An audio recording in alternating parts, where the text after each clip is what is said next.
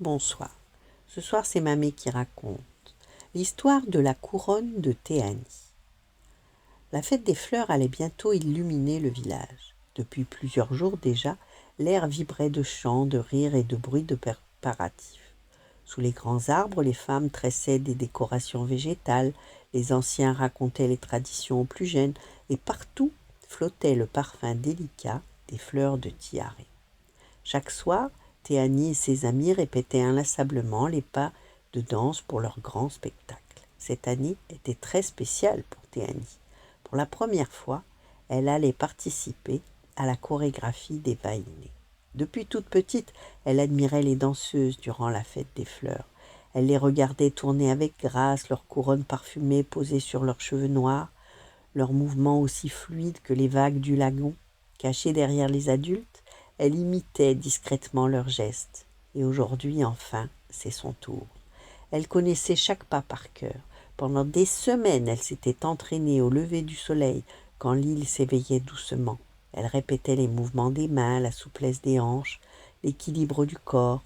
Lorsqu'elle dansait, elle avait l'impression de flotter dans les airs, comme une plume portée par la brise marine. Danser la remplissait d'une joie immense. Mais participer à la fête des fleurs représentait bien plus qu'un simple spectacle. C'était un honneur, une tradition, un lien précieux avec son village, sa famille et la nature qui entourait l'île. Tout était prêt, ou presque. Il lui restait encore à confectionner sa couronne de fleurs de tiare. Comme le voulait la tradition, Théanie accompagna donc ses amies danseuses à travers les champs baignés de soleil. Le parfum des fleurs embaumait l'air chaud.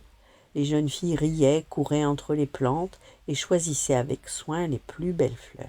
« Celle-ci est parfaite !» s'exclama l'une. « Regarde comme elle est blanche !» répondit l'autre. Les paniers se remplissaient rapidement.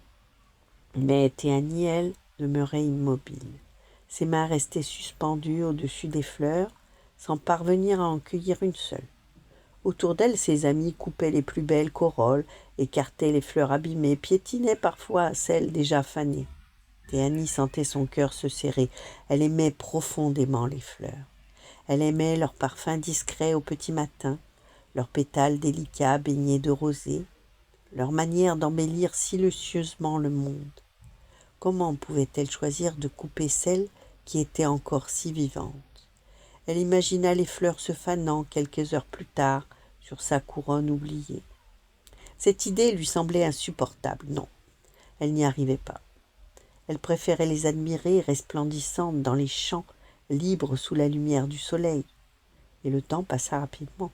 Le soleil commençait déjà à descendre dans le ciel. Sans couronne, Théanie ne pourrait pas participer à la danse des Vaïnés. L'inquiétude monta doucement en elle. Elle réfléchit longtemps. Puis soudain une idée jaillit dans son esprit. Si je fabriquais mes propres fleurs? Aussitôt elle courut chercher ses plus beaux papiers, du papier blanc, nacré, d'autres légèrement dorés, certains aussi doux que de la soie. Avec patience, elle découpa, plia, colla de petits morceaux de papier. Ses doigts travaillaient avec précision. Théanie était très habile, et peu à peu des fleurs prirent forme sur sa table. Mais malgré tous ses efforts, quelque chose manquait. Le parfum absent, la douceur des pétales, la lumière discrète des vraies fleurs de tiare.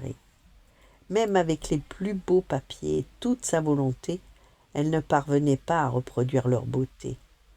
Ses épaules s'affaissèrent, les larmes lui montèrent aux yeux. Peut-être devait-elle renoncer, peut-être ne danserait-elle pas cette année. Alors qu'elle allait ranger silencieusement ses créations inachevées, une violente rafale de vent balaya soudain l'île. Un phénomène très étrange.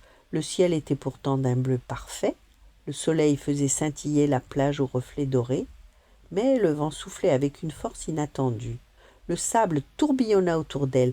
Théanie dut fermer les yeux. Elle sentit la brise jouer dans ses cheveux, puis une douce odeur de fleurs l'enveloppa, un parfum délicat, frais, familier. Lentement, elle rouvrit les yeux, ses mains montèrent instinctivement vers sa tête. Une couronne de fleurs ornait ses cheveux, une magnifique couronne de fleurs de tiare.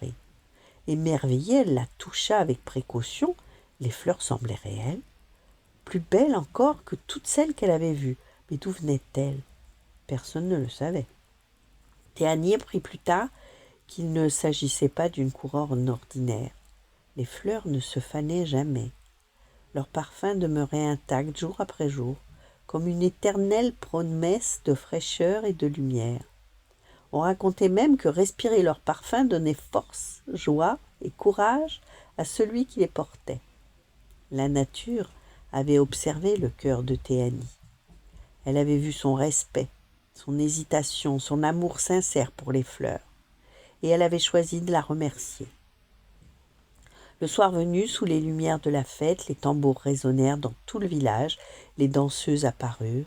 Au milieu d'elles, Théanie dansait, plus légère que jamais, plus rayonnante encore que dans ses rêves d'enfant. Sa couronne brillait doucement sous la lumière du crépuscule. Ses gestes étaient fluides comme les vagues de l'océan, et dans ses yeux dansaient des étoiles. Ce soir-là, Théanie avait compris une chose précieuse: lorsqu'on respecte profondément la nature, parfois, la nature nous offre ses plus beaux cadeaux. Voilà. Bonne nuit, faites de beaux rêves et à demain.